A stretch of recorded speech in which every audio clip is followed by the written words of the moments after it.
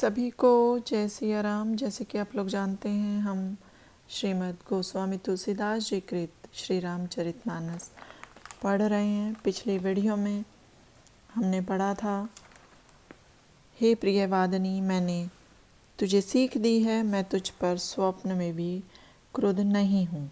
सुंदर आनंददायक शुभ दिन वही है जिस दिन तेरा कहना सत्य हो। आज हम इससे आगे पढ़ेंगे। बड़ा भाई स्वामी और छोटा सेवक होता है, यह सूर्यवंश की सदा की रीति है।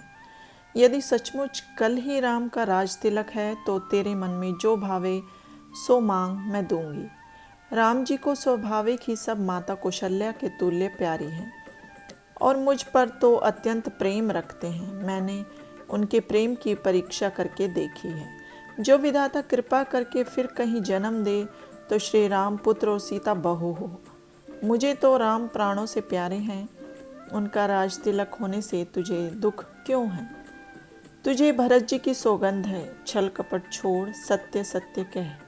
तू हर्ष के समय दुख करती है, इसका कारण मुझको सुना दे। यह वचन सुन मंथरा गुस्से में छल कपट युक्त वचन बोली। सब आशाएं एक ही समय में पूरी हो गई। अब तो दूसरी जीभ बनाकर ही कुछ कहूँगी। मेरा अभागा कपाल फोड़ने ही योग्य है, जो भला कहते भी दुख हुआ। जो झूठी सच्ची बात कहते हैं वे भी तुमको प्यारे हैं। हे माई, मैं तो कड़वी हूँ, अब मैं भी मुँह देखूँ कहा करूँगी, नहीं तो दिन रात चुप रहूँगी। विधाता ने मुझे कुरूप बना परवश किया है। जो बोया सो काटती हूँ, जो दिया सो पाती हूँ। कोई भी राजा हो, हमारा क्या नुकसान है? अब क्या मैं दासी से रानी होऊंगी? हमारा स्वभाव तो जलाने योग्य है, तुम्हारा अहित मुझसे देखा नहीं जाता। इसी से कुछ बात कही थी, सो भूल हुई है देवी, क्षमा करना। मंथरा के छल भरे वचन सुनकर तुच्छ बुद्धि वाली रानी ने देवताओं की माया के वश वैरिणी को अपना सुहृदय जान उस पर विश्वास कर लिया। रानी उससे बहुत बार पूछती है, मानो शबरी के गान पर हिरनी मोहित हो गई हो। होनहार वश बुद्धि फिर गई, तब दासी अपनी बात फवी जान हर्षित हुई और बोली, तुम पूछती हो, मैं कहने में डरती हूँ। तुमने मेरा नाम घर फोरी रखा है। रानी को विश्वास दिला, ऐसे बोली मानो अयोध्या पर 7.5 दशा आई है। हे रानी, तुमने कहा सीता और राम मुझे प्यारे हैं और मैं राम की प्यारी हूँ। यह तो सत्य है, पर पहले वाले दिन बीत गए। समय फिरने पर मित्र शत्रु हो जाते हैं। देखो, सूर्य कमल के कुल का पालन करता है, पर बिना जड़ के सूर्य भस्म भी कर देता है। कौशल्या तुम्हारी जड़ उखाड़ना चाहती है, उसे उपाय पूर्वक सुरक्षित कर दो। तुमको सुहाग के बल से कुछ सोच नहीं है, केवल राजा को वश में जानती हो, पर राजा मुंह के मीठे और मन के मलिन है। तुम्हारा सीधा स्वभाव है। राम जी की माता चतुर और गंभीर है, उसने मौका पा काम बना लिया। राजा ने भरत जी को नानी के पास भेज दिया। यह कौशल्या की सलाह है। वह जानती है कि सब सोत मेरी सेवा करती है, केवल भरत की माता को ही घमंड है, इसी से तुम खटकती हो। वह बड़ी बुद्धिमान है, राजा को तुम पर बहुत प्रेम है, वह यह नहीं देख सकती, इसलिए यह जाल रच कर राजा को वश में करके राम जी के राज्याभिषेक के लिए लगन ठहराई है। राम का तिलक कुल के अनुकूल है, यह सभी को पसंद है और मुझे तो बहुत पसंद है, पर आगे की बात विचार कर मुझे डर लगता है। ईश्वर उसका फल उसी को देगा। इस प्रकार कुटिलपने की बातें समझा मंथरा ने कैकेयी को उल्टा सीधा ज्ञान कराया और सोतों की सैकड़ों कथा इस प्रकार कही जिससे विरोध बढ़े। भावी वश रानी को विश्वास हो गया। रानी पुनः सौगंध देकर पूछने लगी। दासी बोली, तुम अब भी नहीं समझी? अपनी भलाई बुराई तो पशु भी जानते हैं। सारा ठाठ रचते रचते 15 दिन हो गए और तुमने मुझसे आज यह समाचार पाया है। हमने तुम्हारे राज्य में खूब खाया पहना, सत्य कहने में दोष नहीं। यदि मैं कुछ बनाकर असत्य कहूँगी तो ब्रह्मा मुझे दंड देगा। जो राम का कल राज तिलक हो गया तो तुम्हारे लिए विधाता ने विपत्ति का बीज बो दिया। मैं प्रतिज्ञा करके कहती हूँ कि हे भामिनी, तुम तो दूध की मक्खी हो गई हो। यदि पुत्र समेत कौशल्या की सेवा करोगी तो घर में रह सकोगी, अन्यथा नहीं। जैसे कद्रू ने वनीता को दुख दिया, ऐसे ही कौशल्या तुमको देगी। भरत जी जेल का सेवन करेंगे और लक्ष्मण रामचंद्र जी के नायक होंगे। केकई यह सुनकर कुछ न बोली, सहम के सूख गई। शरीर में पसीना आ गया, केले की भांति कांपने लगी। तब कुबरी ने जीभ दांतों तले दबाई, करोड़ों कपट भरी कहानी कहकर रानी को समझाने लगी। उसने बुरा पाठ पढ़ाकर रानी को ऐसी कठिन कर दी जैसे काठ खुश्क होने पर नहीं नमता। केकई को कर्मवश वह कुचालिनी प्यारी लगी। वह बगुली को हंसनी मानकर सराहने लगी। हे मंथरा, तेरी बात सत्य है। मेरी दाईं आंख नित्य फड़कती है। प्रतिदिन रात को बुरे स्वप्न देखती हूँ। मोहवश तुझसे नहीं कहती। हे सखी, मेरा तो सीधा स्वभाव है। मैं किसी को दाया बाया नहीं जानती हूँ। अपनी ओर से मैंने आज तक किसी का बुरा नहीं किया। फिर न जाने किस पाप के कारण विधाता ने मुझे एक साथ कठोर दुख दिया।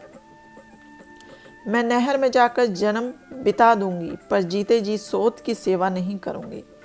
विधाता जिसे शत्रु के वश जीवित रखता है, उसे तो जीने से मरना अच्छा है। जब रानी ने ऐसे वचन कहे तो कुबरी ने फिर त्रिया चरित्र रचकर कहा, तुम अपने मन में गलानी मत करो। तुम्हारा सुख सुहाग दिन दिन दूना हो। जिसने आपका बुरा चाहा है वही इसका फल पावेगा। मैंने जब से यह कुमति सुनी है तब से न तो भूख लगती है और न नींद आती है। मैंने ज्योतिषियों से पूछा तो उन्होंने कहा कि भरत राजा होंगे। हे भामिनी, यदि तुम करो तो उपाय बताऊं। राजा तुम्हारे वश में है ही। तब केकई बोली, तेरे कहने से मैं कुएं में गिर सकती हूँ, पुत्र पति को भी त्याग दूंगी। तू मेरे दुख को देख कुछ कहती है तो मैं उसे हित मान क्यों न करूँगी। कुबरी ने केकई को तरह तरह से राजी कर कपट रूपी छुरी को हृदय पर पहनाया। रानी आने वाले दुख को ऐसे नहीं देखती जैसे बलि पशु हरी घास चरता है।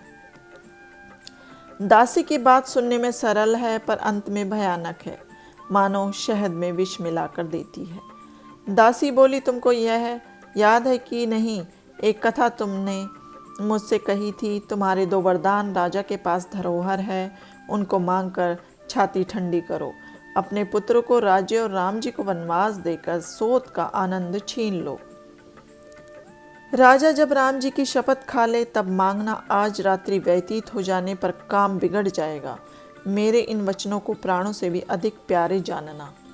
उस पापनी ने भारी कुघात कर कहा कि कोप भवन में जाओ और वहां सावधानी से अपना सब काम बनाना। यकायक राजा का विश्वास मत कर लेना। रानी ने कुबरी को प्राणों के तुल्य प्रिय जान बारंबार उसकी बुद्धि की प्रशंसा की। तेरे समान हितकारी कोई नहीं है। तू मुझ बहकर जाते हुए की आधार हुई। यदि विधाता मेरा मनोरथ पूर्ण कर दे तो तुझे आंखों की पुतली बनाकर रखूंगी। इस भांति दासी को आदर दे के कई कोप भवन में गई। इस विपत्ति को उत्पन्न करने वाली मंथरा के कारण केकई के कुमति रूपी अंकुर फूटा और वरदान रूपी पत्ते उत्पन्न हुए, जिसका फल अंत में दुख ही हुआ। कोप का पूरा साज सजाकर सो गई। राज करते हुए स्वयं ही नष्ट हुई।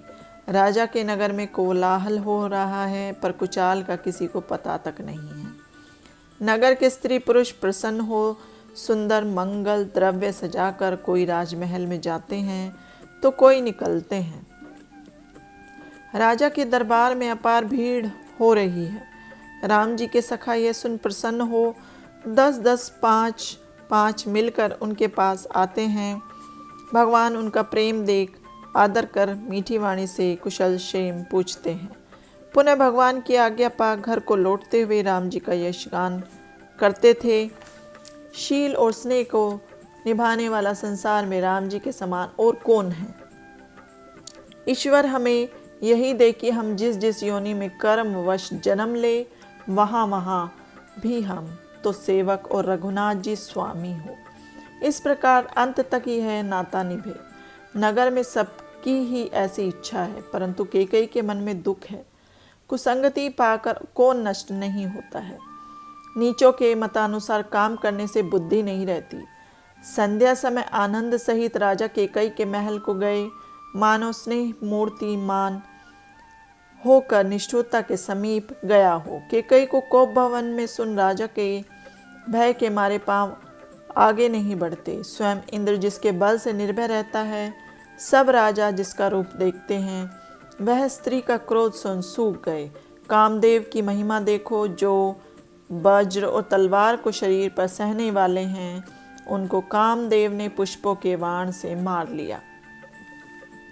राजा डरते डरते प्रिया के पास गए। उनकी दशा देख बड़ा दुख हुआ। पृथ्वी पर सो रही हैं, मोटे और पुराने वस्त्र पहने हैं, शरीर के गहने बिखरे हुए हैं। कैकेयी का यह रूप देख ऐसे लगता था मानो विधाता ने विधवापन की सूचना दी हो। पास जाकर राजा ने कहा, हे प्राण प्यारी, क्यों क्रोधित हो रही हो? हे रानी, रूठ क्यों रही हो? यह कह राजा ने ज्यों ही अपना हाथ उसकी देह में लगाया, त्यों ही रानी ने झटका मारकर हटा दिया और ऐसे देखने लगी जैसे क्रोध में भरी सर्पणी देखती है। दोनों वरदान ही उस नागिनी की 2 जीभ है और दांत वरदान है। वह नागिन काटने के लिए मर्म स्थल देख रही है। राजा होनहार वश इस कौतुक को कामदेव का तमाशा समझ रहा है।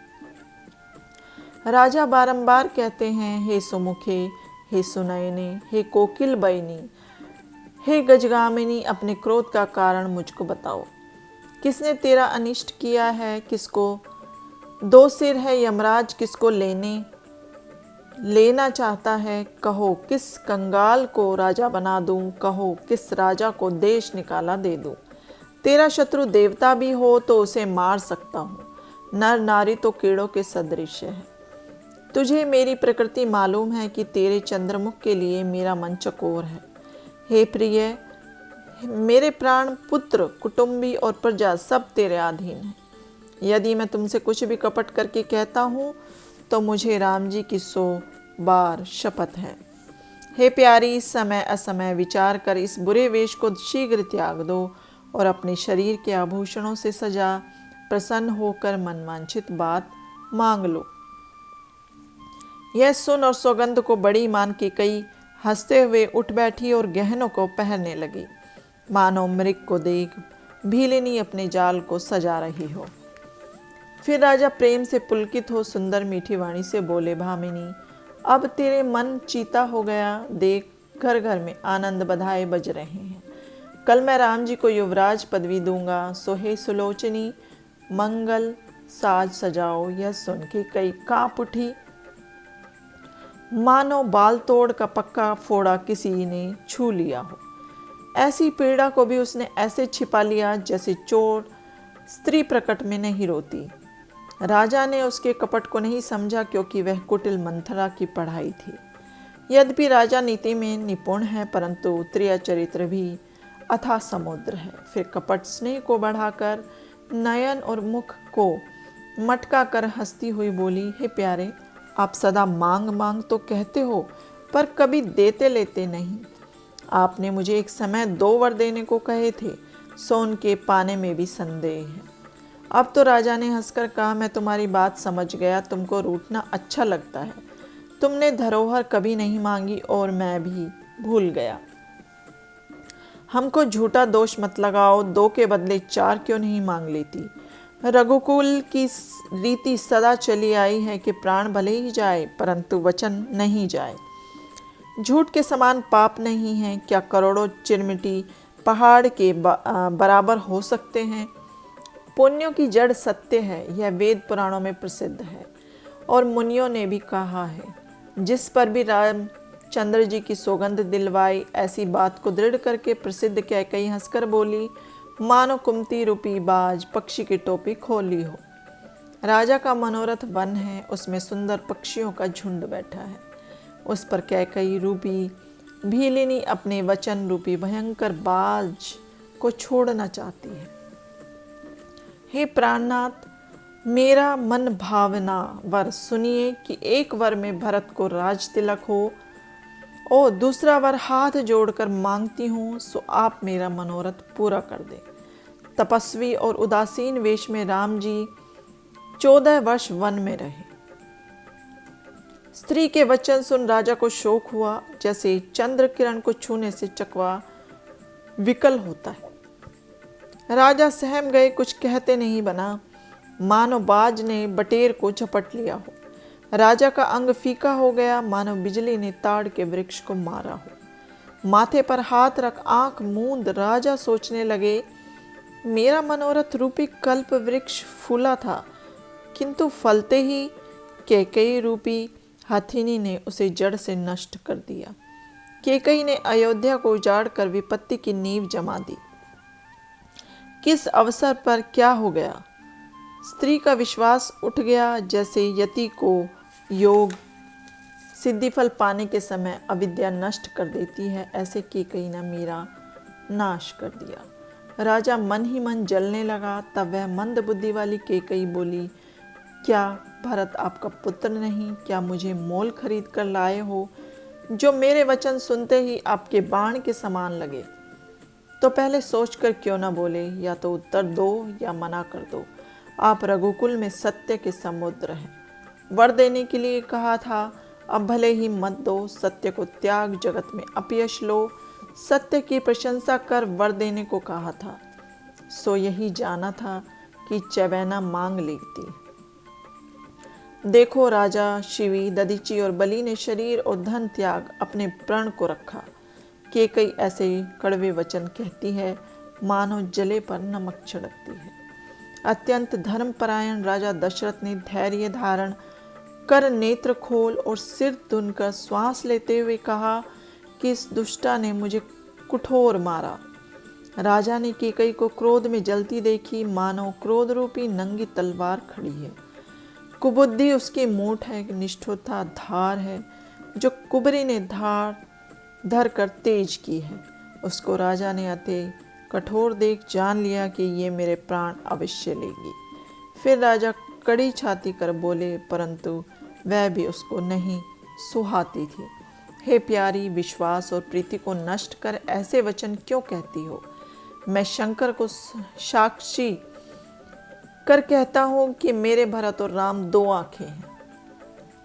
मैं प्रातः दूत को अवश्य भेजूंगा, दोनों भाई सुनते ही चले आवेंगे। पवित्र दिन, सुध, वार सब साज सजाकर डंका बजाकर भरत को राज्य अवश्य ही दे दूंगा। रामचंद्र को राज्य का लालच नहीं है, उनका भरत पर बहुत ही प्रेम है। मैं ही बड़े छोटे का विचार कर राजनीति के अनुकूल कार्य कर रहा था। मैं 100 बार राम जी की शपथ खाकर कहता हूँ कि कौशल्या ने मुझसे कुछ भी नहीं कहा। मैंने तुमसे बिना पूछे सब किया, इसी से मनोरथ खाली गया। क्रोध को त्याग, मंगल साज सजाओ, कुछ ही दिन बीचे भरत युवराज होंगे। एक ही बात का मुझे दुख हुआ कि तूने दूसरा वर बेढ़व मांगा है, जिससे मेरा हृदय जल रहा है। यह क्रोध में, हंसी में या सचमुच सत्य है? क्रोध को छोड़, मुझे राम जी का दोष बता। सब लोग राम को साधु कहते हैं, तू भी तो उनकी बड़ाई करती थी और प्रेम रखती थी। अब यह सुन मुझे संशय है, जिसका स्वभाव शत्रुओं के लिए भी अनुकूल है, वह माता के प्रतिकूल काम कैसे करेगा? हे प्यारी, अब हंसी और क्रोध को छोड़, अच्छी तरह सोच समझ कर मांग, जिससे मैं भरत का राज्य अभिषेक नेत्र भर कर देख लूं। चाहे मछली बिना जल और बिना मणि के सर्प दुखी होकर जीवे, परंतु मैं स्वभाव से कहता हूँ, कुछ छल से नहीं, मैं बिना राम के नहीं जी सकता। हे प्रिय, मन में समझ ले कि दशरथ का जीना राम के अधीन है। यह सुन कैकेयी बहुत जल गई, मानो अग्नि में घी की आहुति पड़ गई हो। कैकेयी बोली, आपके करोड़ों उपायों से आपकी माया नहीं चलेगी। या तो वर दो अथवा मना करके अपयश लो। मुझको बहुत प्रपंच नहीं भाता है। राम भी साधु है, आप भी साधु हो और कौशल्या भी साधु है। मैंने अच्छी तरह जान लिया, मेरा कौशल्या ने जैसा भला चाहा है, मैं उसको वैसा ही फल दूंगी। आज के लिए इतना ही। अब इससे आगे हम अगली वीडियो में पढ़ेंगे।